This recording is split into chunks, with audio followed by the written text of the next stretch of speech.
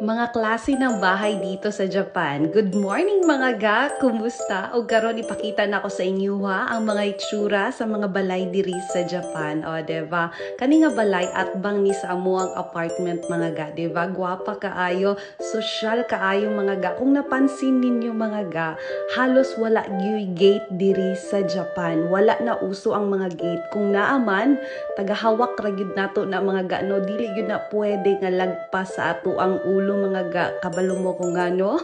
Kay para kung naadoy mga sunog mga ga, dali lang sila makagawas. O, diba? For safety yun ang ilaha diring giuna mga gawa sila mahadlok about anong mga kawat-kawat, diba? Wala na nauso diri mga ga, kay kabalo man yun ta ang Japan usa sa pinaka-safe gyud nga lugar. O, diba? So kita ka na mga ga, gwapa kaayo ilahang mga balay. Social kaayo mga gamaw ng ako murag patukod pod siguro ko ani sa amang dapit be.